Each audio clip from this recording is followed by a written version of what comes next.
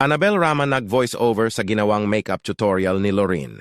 Sa kasalukuyan, pinag-uusapan at mabilis na kumakalat sa iba't ibang social media platforms ang isang nakakaaliw na TikTok video ni Lorin.